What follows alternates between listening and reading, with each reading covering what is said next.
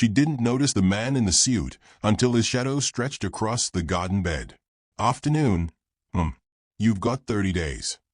He handed her a crisp envelope and didn't wait for a response.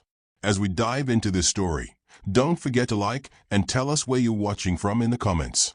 If you enjoy stories like this, make sure to subscribe for more powerful content.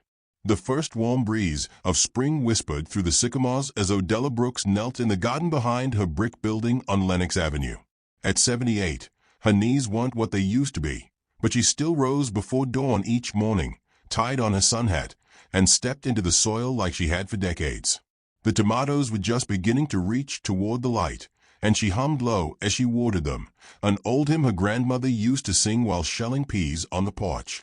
That morning, she didn't hear the footsteps behind her, just the sound of a throat clearing and the snap of an envelope against a palm. Said the man in the tailored suit, voice clipped and impersonal. You've got 30 days. He didn't wait for her response, just turned and left, leaving dust in the flower beds. Odella stood slowly, back stiff, watering can still in hand. She stayed down at the envelope resting on the garden wall, the red-inked words urgent, notice of eviction stamped across the front. She didn't open it right away. She finished watering her tomatoes, then the basil, then checked the mailbox and spoke softly to Miss Claudine upstairs, who'd been waiting on her prescriptions since Tuesday. Odella didn't hurry grief. She had buried parents, a brother, 2 best friends, and the love of her life in that neighborhood. What was one more storm? Later, with the sun low in the sky, she finally unfolded the letter at her kitchen table. The paper trembled slightly in her fingers, not from fear, but the deep, one ache of tired hands. Holston Development Group. Redevelopment Project. Conversion to executive lofts. Vacate within 30 days. She read it once, then again, then folded it neatly and placed it under the salt jar where she kept things she wasn't ready to throw away. Outside her window, the block was changing. The mom-and-pop corner store had become a juice bar. Young professionals in yoga pants walked dogs that cost more than most folks' monthly rent. For years, she'd watched the neighborhood shift around her like a tide trying to wash her away. But Odella had seen it all before. In 1962, it was the proposed highway cutting through black neighborhoods for convenience. In the 80s, it was a crack epidemic followed by redlining, both strategically placed like chess pieces by people who never set foot past 110th Street. And now it was called revitalization. Odella called it theft in a different coat. Her neighbors were worried. Young mothers asked where they'd go. Mr. Reggie from the second floor, who still used a flip phone, was already boxing up his record collection. They all looked to Odella, the quiet matriarch, the woman with the sturdy walk and the ever-open door. They can't just kick you out, someone said. But in whispers, they added, can they? What no one knew, not even Miss Claudine or Mr. Reggie, was that Odella wasn't some tenant on borrowed land. She was the blood of its foundation, the daughter of Gloria Brooks, the granddaughter of Elijah Brooks, the man who built that building brick by brick with his 3 brothers in 1923, using hands blistered from sharecropping and eyes set on a better future. The building wasn't just a structure. It was a monument. It was where Odella took her first steps, where her father died in his sleep, Bible on his chest, where she raised a son and buried her husband, where neighbors became family, and Sunday dinners stretched across floors. And what the Holston Group didn't know, what they never stopped to ask, was that they hadn't just mailed a notice to some old woman in a rent-controlled unit.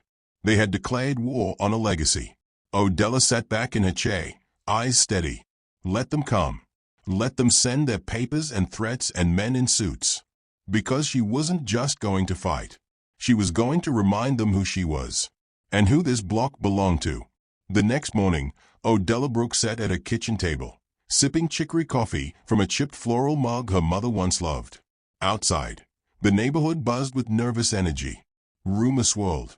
Developers moving fast, buildings sold without warning, tenants being offered pennies and forced out overnight. Some packed early, others prayed for miracles. But Odella? She took her time shelling peas into a bowl her grandfather used to carry fresh okra from the garden. She wasn't in denial. She was remembering. This building, Its cracked bricks and uneven floors wasn't just a home. It was her inheritance, her sanctuary, her story. Her grandfather, Elijah Brooks, was born with nothing but calloused hands and a will too stubborn to break.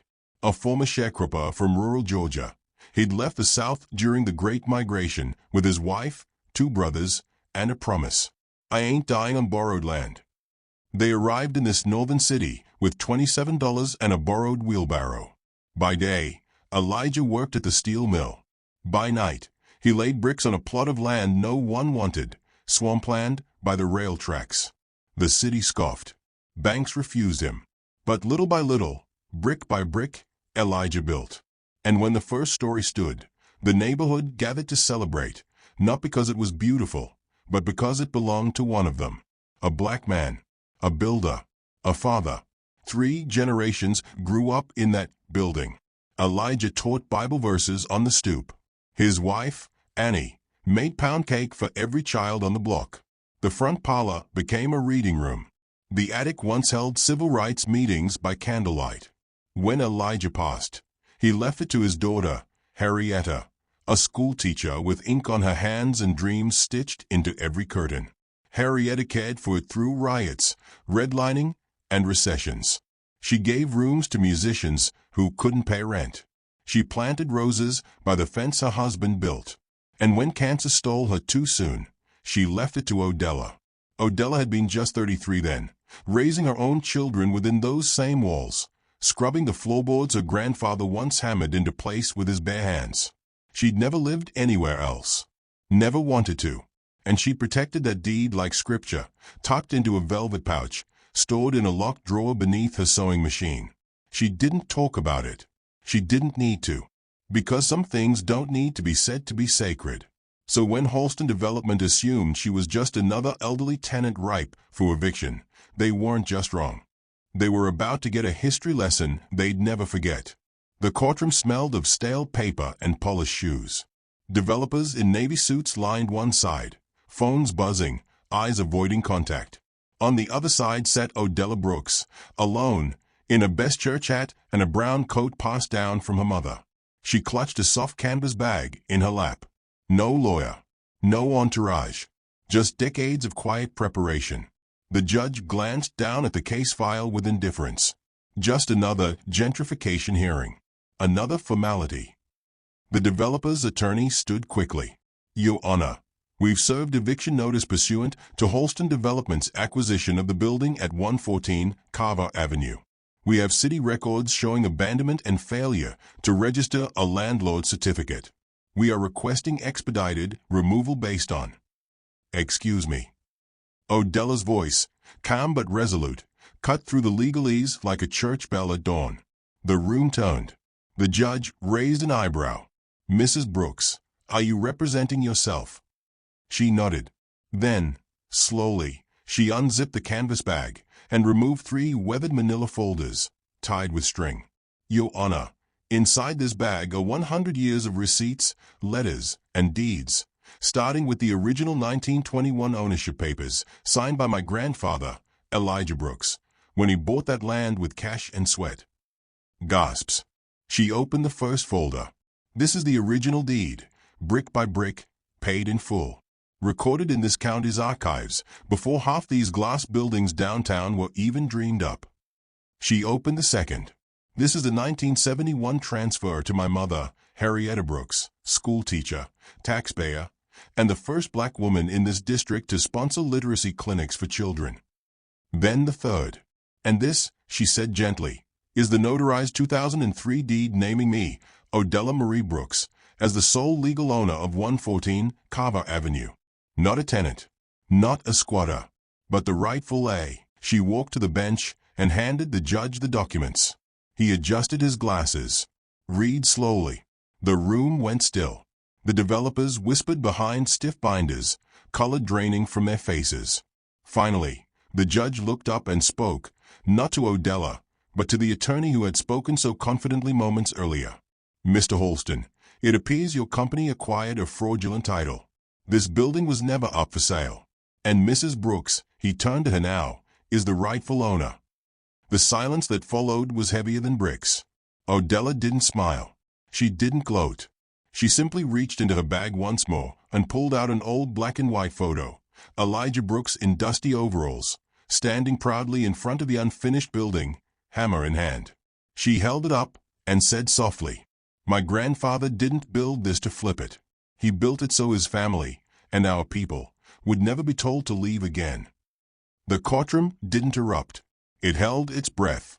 Because for the first time in a long time, justice had arrived in the form of a quiet black woman with a canvas bag and a century of proof. The sun poured through the stained-glass windows of 114 Carver Avenue like warm honey. 2 weeks had passed since the courtroom.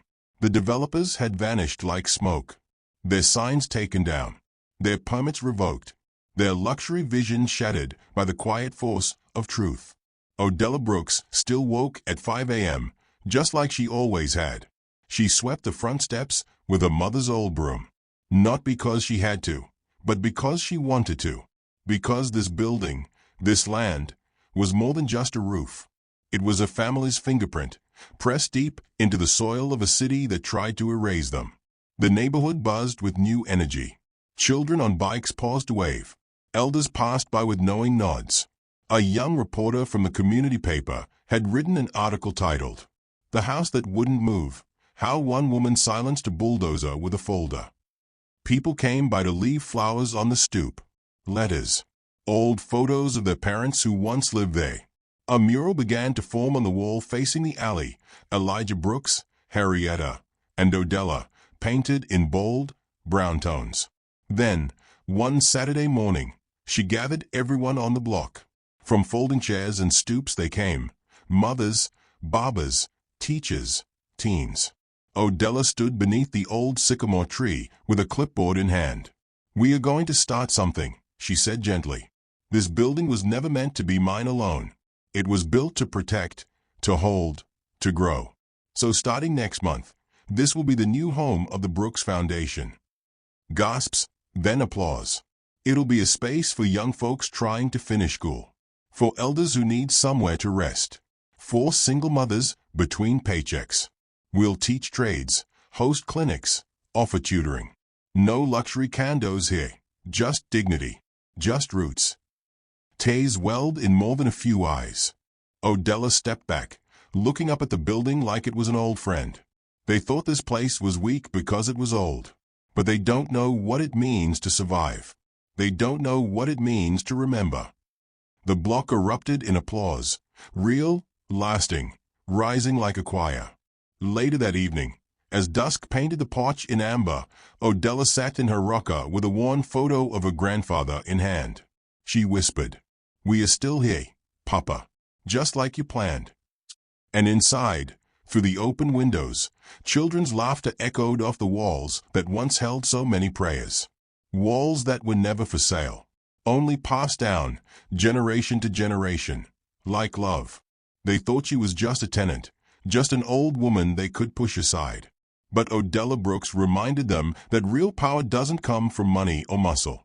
It comes from memory, from roots, from knowing exactly who you are and where you come from. Because when your foundation is built with love and legacy, no one can evict you from it. If this story moved you, don't forget to like, share, and subscribe for more powerful short stories that inspire, challenge, and stay with you.